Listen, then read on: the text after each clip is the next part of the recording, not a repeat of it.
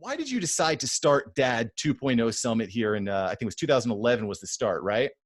Right. Well, that's when we announced it. We were at the Mom 2.0 Summit, which Okay. is 2 years older than we are. And they at their third summit in New Orleans, my partner John Pacini, who is my co-founder and the husband of one of the co-founders of Mom 2.0, Carrie Pacini, we got up on stage at the end of Mom 2.0 and said, this is going to be we're launching our own offshoot. At that conference, we'd had the Mom 2.0 team was gracious enough to give us. They devoted an entire ballroom just to dad content. They wanted to we were a pilot program to see what kind of interest dad specific content would attract, and every session was standing room only. And so we had a logo and an idea. That was about it, and we announced it. And then our first conference was the following spring, in March of 2012 in Austin, which was we piggybacked that onto South by Southwest because we knew a number of speakers would be in Austin anyway, and so we sent cars for them, and they came out to see us as well. And 9 years later, here we are.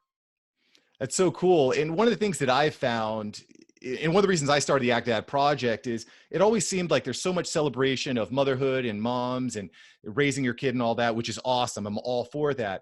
But I didn't find a lot of that for dads. So I think that's really great that you kind of saw that need and kind of dove in, Doug. I really like that. I really Well, like I that. think the main issue was because a lot of conferences at the time were kind of morphing from mom-centric to parent-centric and changing their name to parent, but they still focused a lot on moms. And we thought it would be best to create something separate that had the word dad in the title, just to recognize that dad parenting and fatherhood it's not better or worse, it's just different. And also the fact that for parenthood to be focused on moms all the time, it's not great for dads, but it's also not great for moms because it creates undue pressure on moms that think they have to be the ones who they have to gatekeep sometimes and realize if what the kid does is more of a reflection on what moms are doing, that just puts undue pressure on them. And if the bar is too low for us, it's too high for them. And so we've always when we talk about gender equality and recognizing that, you take women seriously taking care of business, you can take men seriously taking care of kids. And that kind of disrupts these gender norms from both sides. Yep. I think that makes 110% sense to me. That's mathematically impossible, but go on. Well, so it makes I'm a recovering math teacher. So yeah, when people say that, I know it's an emphatic idiom, but it still doesn't make any scientific sense. That's fair enough. 99.99%. Right. Oh, so there's some doubt there. You got to, well, there's always doubt, right? there's always that little bit. But look, it's all about building each other up. And as moms become more of a part of the executive workplace, dads are going to be more at home. And I just think it's a great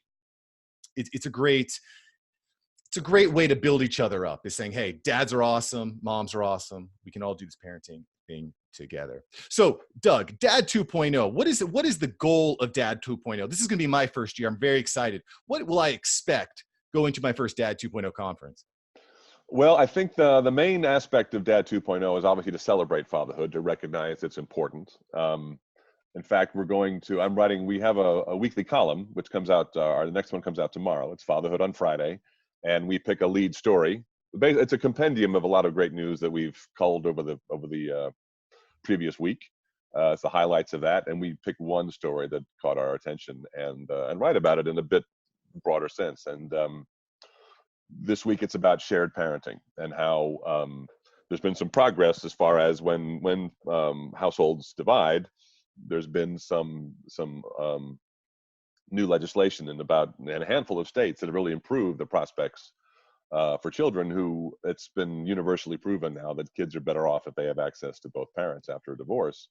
And the whole point was to, it used to be that the default setting was closer to mom and let's have dads fight to get to the middle. And now I think it makes more sense to start in the middle. And obviously not all couples are the same and not all couples are fit, but you should start in the middle instead of starting way over here. So there's a level of activism there. There's a level, and it's also kind of counterintuitive to be an activist for men, but at the same time, anybody who's been the only male caregiver at a playground, kind of can empathize with anyone who feels like they're being judged for how well they can do a job based upon what they're rocking downstairs. And that doesn't work. It's on both sides. It doesn't work for women to have a glass ceiling in that regard, and it's not fair to men to be judged just because it's, you know, it seems counterintuitive for us to argue to be taken seriously as parents, because now it's easy as hell. You can take care of your kids for 2 hours, and if nobody dies, you're a genius.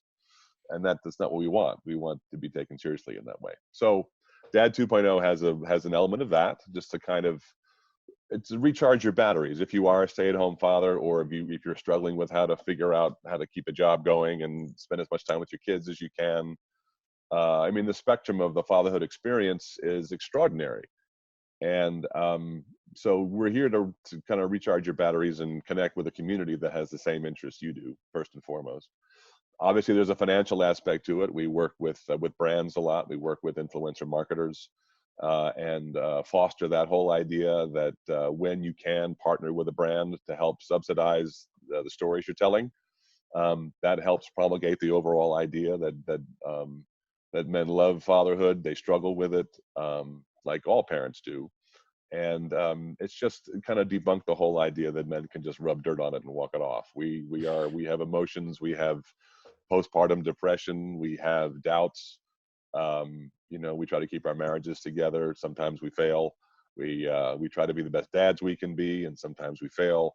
But I think if you can stress the idea that if you're in the arena, if you're in there giving your best, that's all anybody can ask of you. And I think a lot of guys get galvanized by that and recognize, you know, just showing up is half the battle. And I think, once you get there, the other half is plugging into what people are saying about parenthood and how to be the best dad you can be and the best parent, and raise the next generation of people who will hopefully take care of us when we can't find the remote.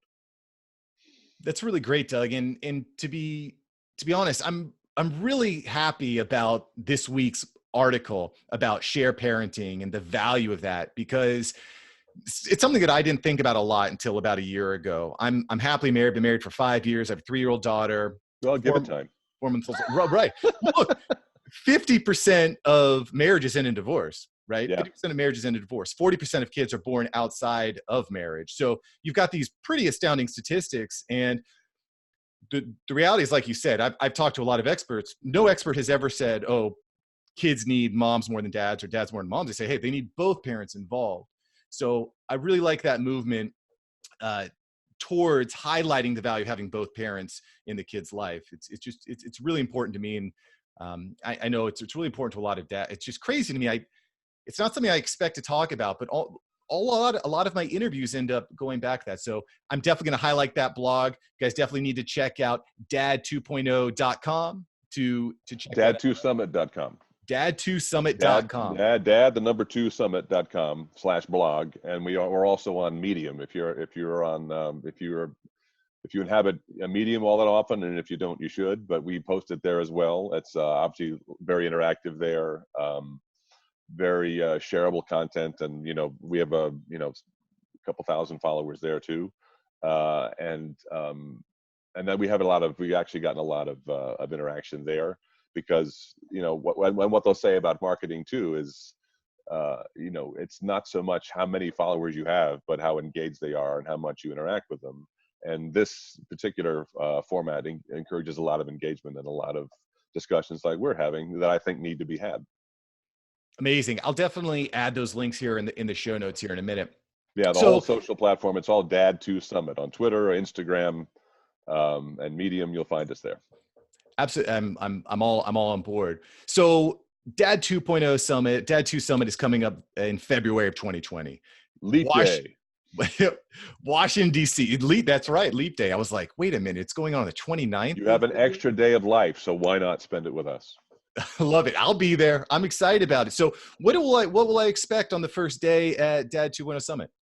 Well, we start off our standard format. We run from Thursday evening. Officially, we run from Thursday evening to Saturday evening. So it's about 48 hours of programming, minus whenever you manage to get unconscious. Some people don't bother with that. Some people stay up all night and enjoy the fact that they're with their friends this one time a year. Yeah.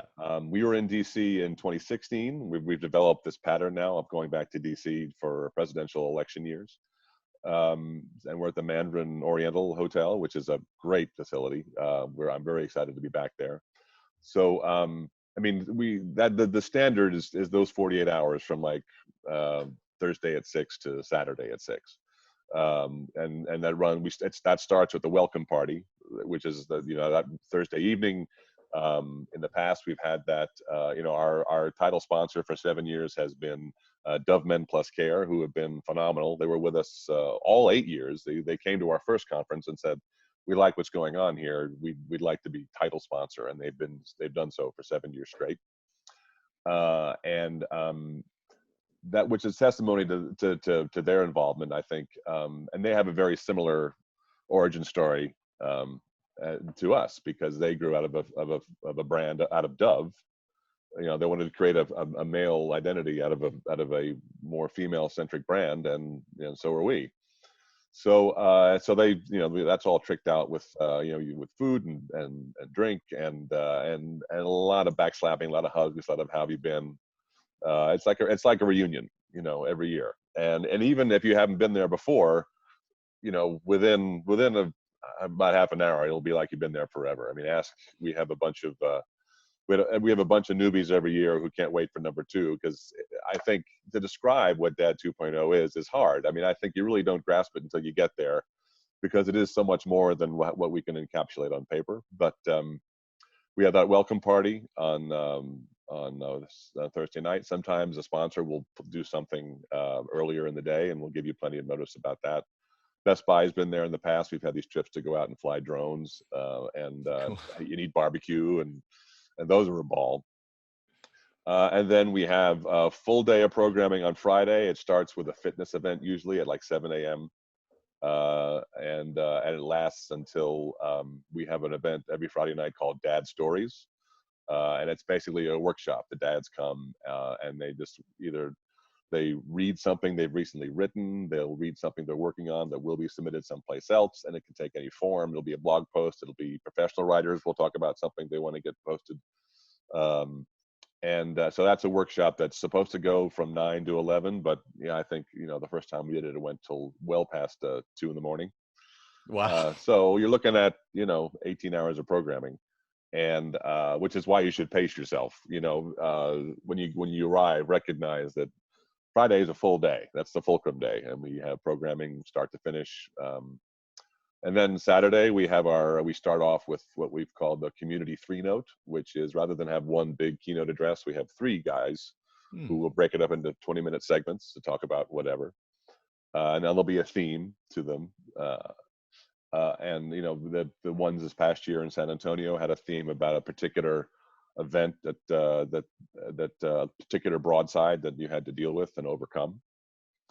And then more programming, and then with our workshops and breakouts, and then we end with a closing toast, and let's get ready for next year. And that happens on Saturday evening. So you can stay through till Saturday night, and then leave on Sunday. Or, I mean, you could come and go. I know DC is a great spot because we have a lot of people on the East Coast, and so many of them drive in, so they're a bit more flexible in terms of when they go. But it's also, DC is really easy to get to through Dulles or Reagan National, and you can take a train down to Union Station, and there are multiple ways to get there. So to me, it sounds like it's all about, like, to me, the most important part here is community building. It's one thing to wave at someone online, but it's a totally different vibe when you get together in person, physically, at an event like this. Is that, do you think, the real value of going to a conference like Dad 2.0? Oh, absolutely. I think that there are there's myriad benefit to pressing the flesh. I mean, I think our human interaction is becoming so sterile because it's all through the internet, and you just don't. That just reveals so little about who we are as people. I mean, I Right. think depending upon where you read, as it said that texting someone uses about 7% of our of our ability to communicate with each other, because it wipes out body languages, it wipes out inflection, it wipes out gestures. It's just static text, and it's just woefully inaccurate and Often woefully. miscommunicated, right? Like, Exactly. yeah. In fact, there are, you could interpret text any way you like, and some people have a heightened sense of subtext and others do not. But I mean, if you can interpret something a number of ways and misinterpret it even more. So there's just so much more to it when you can actually, shake a hand and bend an elbow, and you're much more likely to give someone the benefit of the doubt. If for any reason a discussion, sparks up in November, um, rather than just kind of pop off at somebody, you'll say, wait a minute, I know this guy, I know where he comes from. I'm going to give him the benefit of the doubt and just, allow for some level of nuance to penetrate our discussion before I start deciding that, that he's not worth listening to. And unfortunately, that's all people are kind of it's a very reactionary culture we're building. The whole idea of reacting to something with insufficient facts or awareness of what's being said, because as you know, I mean, there's a lot of money in riling people up. It's the nature of social media. It's one of the biggest challenges, right? The posts that do the best are the challenges that have the most engagement. And engagement is often gauged by the algorithm by people going back and forth at each other. And I Yeah. mean, I've seen people that have known each other for years, pretty good friends, just like chew each other apart over something where it's like, it's just kind of a scary thing that's happening now with social media. Well, and that's why I think, we're realizing I mean, it had kind of a honeymoon effect when you talk about the Arab Spring, you talk about a new level of networking and communication and awareness, and we rode that for a while. But now we're seeing the downside, its power as a disinformer, and we're realizing now that social media is a medium and a tool like anything else. I mean, a tool can be used can be used properly, or it can be misused. I mean, but you don't say, I'm never going to use a hammer again because you can use it to break somebody's skull open. I mean, I can hurt my finger with it, so I'm not going to use it at all. No, you're going to learn how to use it properly. You're going to become media literate and recognize. And once you do that, there is still wonderful power in networking and community, and affecting great change and doing great things, as our Hadrian's Walk indicates. I mean, we'll take up too much time with this, but one of the best things I think has ever come out of Dad 2.0 was a big fundraising event to raise $40,000 for a summer camp that helps kids whose parents have been touched by have suffered from cancer. It sends kids to free camp for a week or two to deal with that kind of trauma. And so 12 of us walked the length of Hadrian's Wall in England, about 100 miles over the course of a week, raised 40 grand, and then helped seed this new camp, which is up and running now at the University of Maryland. And that just doesn't come without genuine friendship and networking and effort. That basic, sterile texting, that doesn't affect that. That's really honorable, Doug. Like, all the things you're talking about are just so great. Building up dads in the household, bringing the social back to social media, if you would, I would. fundraising I would for. do that. Yeah. I mean, these are all awesome things, Doug. I mean, just like, it's such an honor to get a chance to sit here and speak to you. Are there any special guest hosts? Can we announce any special guest speakers yet for February? Is that something we Well, can this talk is about? the early part of that schedule. We're just ramping up now. Basically, my life is basically bifurcated into 6 months of summit prep and 6 months of editorial immersion. Right. And so yeah, our call for speakers just ended about a couple weeks ago, which is not to say, I mean, that was the open call. There'll still be plenty of conversations about that when the time comes, and that's what I'm putting together. We usually have 3 speaker announcements spaced out over the course of the year, over the course of these next several months, and the first one's going to come up in a couple of weeks. So I mean, so there's nothing. So we'll stay tuned. Yeah, but I mean, last time we were in DC, Michael Strahan was there. Awesome. And he came and talked a lot about how he talked about his own complicated fatherhood story, both as a father and as a son, because he talked a lot about his father's health issues and how, many of us, I know, I am very fortunate right now not to be in a in an active sandwich parent situation, but I know it's coming. Mm. And so fatherhood, the fatherhood stories, both as a father and a son, they're complicated and worth sharing. So yeah, Brad Meltzer was our lead keynoter. He was talking about the latest book he'd written, and he was a huge hit. He signed, he moved a lot of paper and met with everybody and took selfies, and he is a top quality fella. So Brad, if you're listening, you're it, buddy. Well, that's And yeah, so there's always some great surprises coming down the pike. I mean, and last year, Dax Shepard yeah. brought his podcast to our he was our closing keynote. It was a recording of his podcast, the Armchair Expert. So yeah, you never know whom we're going to get, but it's always a great joy when you can announce them. I'm excited for it. I'm really excited for it.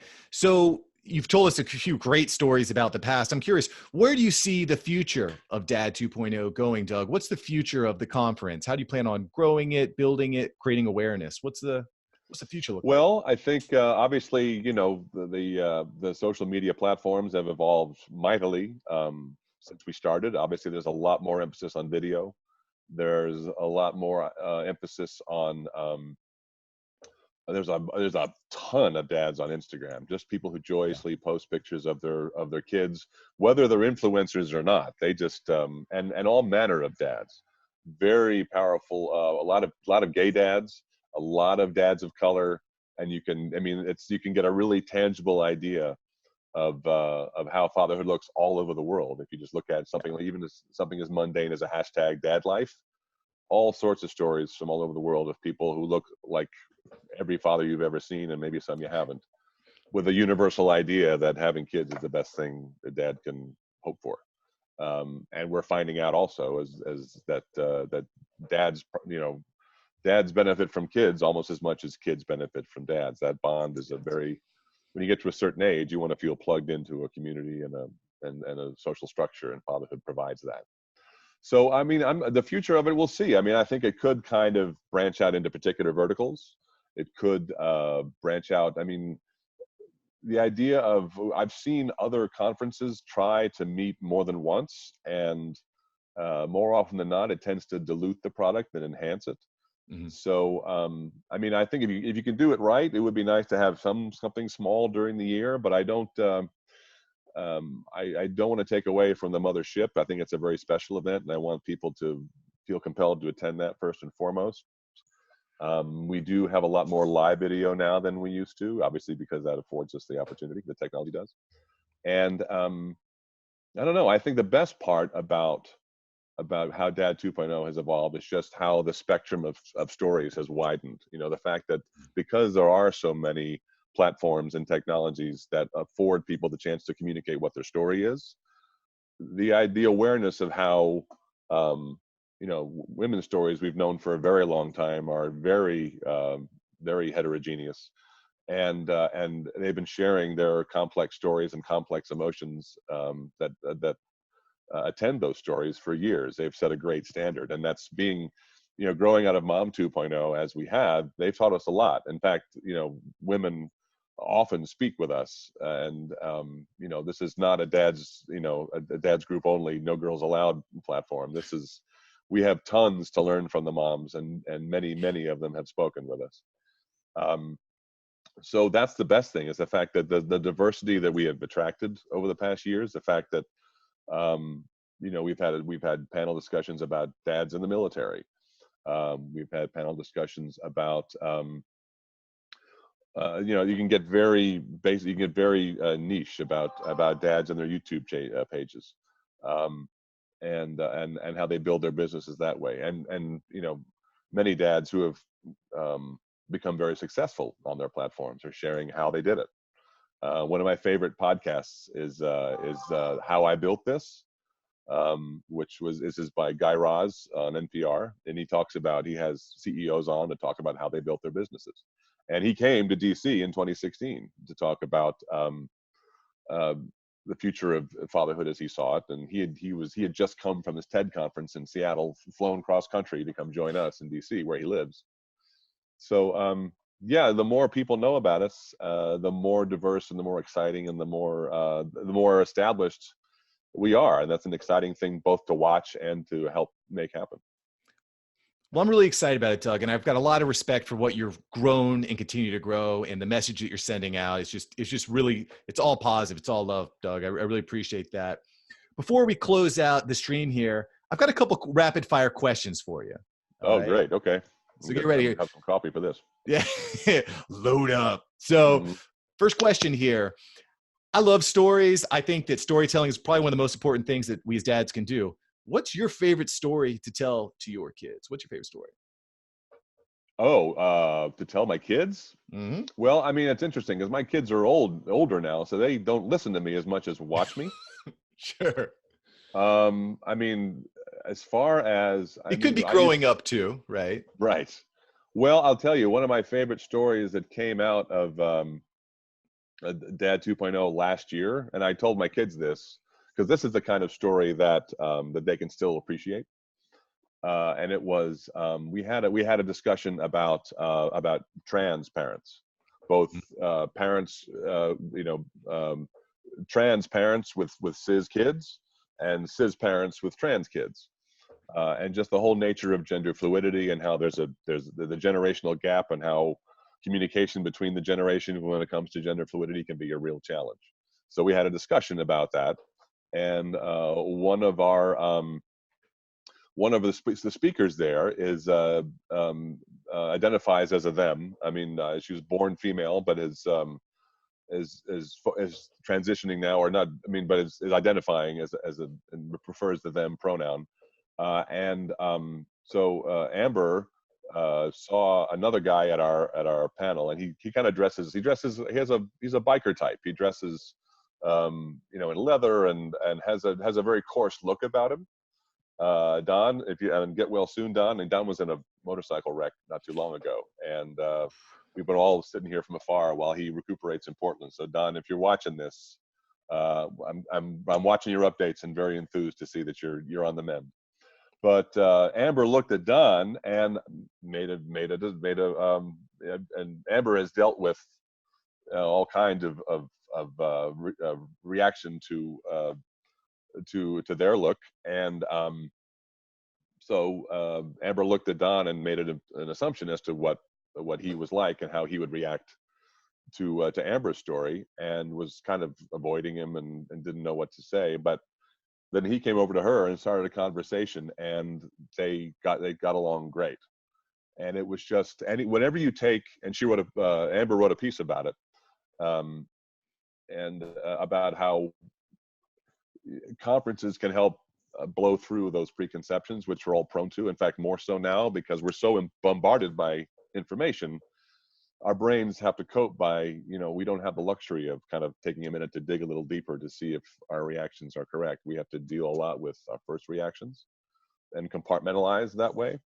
But Amber and Don got along like best pals, and that was a lead story in Fatherhood on Friday a few months ago, when Amber wrote her story and said, guys, come to conferences because there are people who will welcome you no matter what they look like.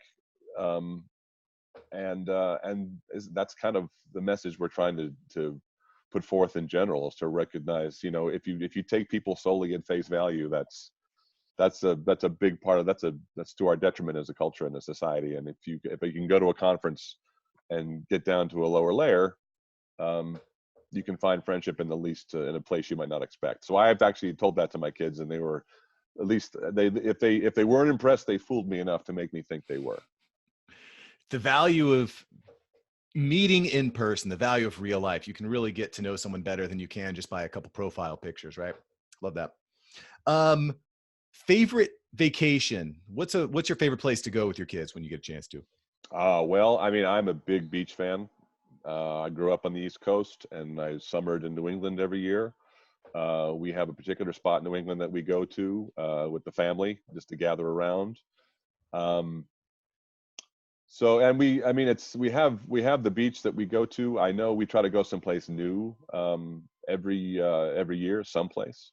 It's harder now because my older son is working now and he has a life, and it's hard to. And now that, as I say, we have two high schools with two, their spring breaks will not match up this year.